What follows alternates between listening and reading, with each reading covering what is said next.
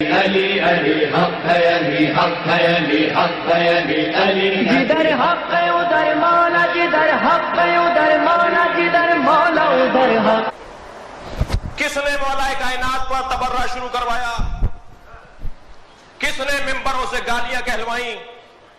میں کیا کروں، گھونڈا نہیں بولوں گا تو یہ بچہ نہیں سمجھے گا، اور یہ بچہ تو پھر سمجھتا ہے جو بوڑھے بوڑھے بچے ہیں نا۔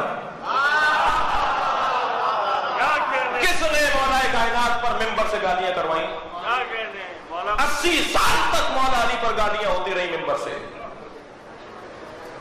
80 سال تک مولا کائنات پر ممبر پر بیٹھنے والا پہلے گالی دیتا تھا، معاف کیجیے گا مجھے، پہلے مولا پہ تبرہ کرتا تھا، پہلے مولا پہ لعنت کرتا تھا۔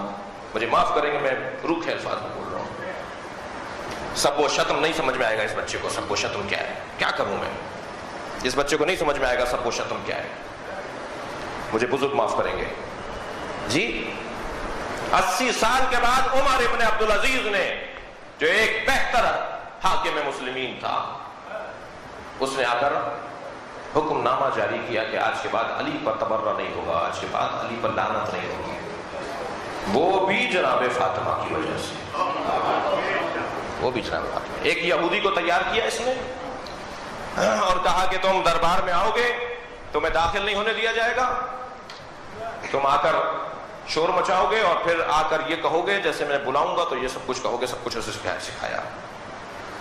اور اس دن سارے علماء کو دربار میں اس نے ملا دیا، جتنے بڑے بڑے مفتی تھے سب کرسیوں پر بٹھا لیے گئے۔ اسی اسنا میں دروازے پہ ایک شور مچا، کہا بھائی کیا ماجرا ہے، کیا کوئی یہودی ہے غیر مسلم ہے، وہ آپ سے ملنا چاہتا ہے، امیر سے ملنا چاہتا ہے، کا وقت لے کر نہیں آیا اس لیے ہم واپس کر رہے ہیں، کہا نہیں دروازے پر آ گیا ہے، آنا چاہتا ہے، بلا لو، کیا کہنا چاہتا ہے۔ آگے سامنے کھڑا ہو گیا، کہنے لگا بھائی کیوں آئے ہو، کیا چاہتے ہو، ہماری اہم گفتگو ہو رہی ہے، علماء کے ساتھ اجلاس ہو رہا ہے ہمارا۔ کہنے لگا جی میں آپ کے پاس آیا ہوں، اگر جان کی امان ہو، مجھے قتل نہیں کیا جائے گا تو ایک میری خواہش ہے، ایک میرا مطالبہ ہے، ایک میری خواہش ہے، اس پہ عمل کیا جائے۔ کہنے لگا کہو، کوئی تمہیں کچھ نہیں کہے گا۔ کہا میں آپ کی بیٹی سے شادی کرنا چاہتا ہوں۔ یہودی عمر ابن عبدالعزیز سے کہتا ہے میں آپ کی بیٹی سے شادی کرنا چاہتا ہوں۔ تلواریں نکلنا شروع ہو گئیں، لوگ اٹھنا شروع ہو گئے، آوازیں کسنا شروع کر دی، کوئی آگے بڑھا کے بدتمیزی کی ہے، اس کو پکڑو، اس کو مارو، فوراً آواز دی خاموش، خاموش رہو، خاموش رہو، اس سے سنو کیا کہہ رہا ہے، اس نے گستاخی کی ہے میری۔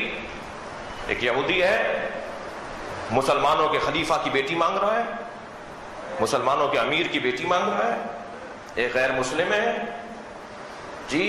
کہا بھائی تم نے جرأت کیسے کی؟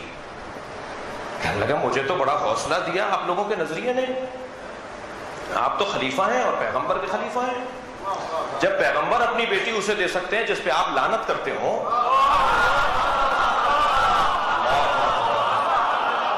تو آپ تو پیغمبر کے خلیفہ ہیں، تو آپ اپنی بیٹی مجھے کیوں نہیں دے سکتے؟ تو ایک مرتبہ گردن جھکا کے رونا شروع ہو گیا عمر ابن عبدالعزیز، اور بہت دیر تک روتا رہا۔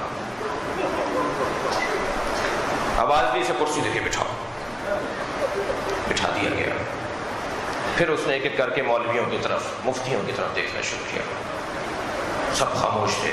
کہا یہ کیا کہہ رہا ہے، یہ کیا کہہ رہا ہے، اگر یہ سچ کہہ رہا ہے تو مجھے فتویٰ دو کہ میں اپنی بیٹی دے دوں،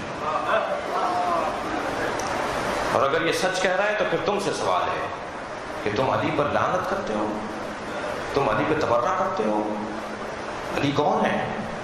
نبی کی بیٹی فاطمہ کا شوہر ہے۔ کہا مجھے حکم دو میں کیا کروں؟ اس نے ہلا کے رکھ دیا ہمیں، سارے مفتیوں سے فتویٰ لیا کہ آج کے بعد اسے بند کر دیا جائے۔ اس کے بعد اس نے حکم نامہ جاری کیا کہ میں نے یہ ساری مثال عزیزو اس لیے دی کہ مولا کائنات کی ولایت کی دفاع، مولا کائنات کے ولایت کا دفاع اپنی زندگی میں بھی کیا، اور بعد میں بھی فاطمہ کی وجہ سے علی کی ولایت کا دفاع، تشریعوں کی بنیاد جناب زہرا کی وجہ سے۔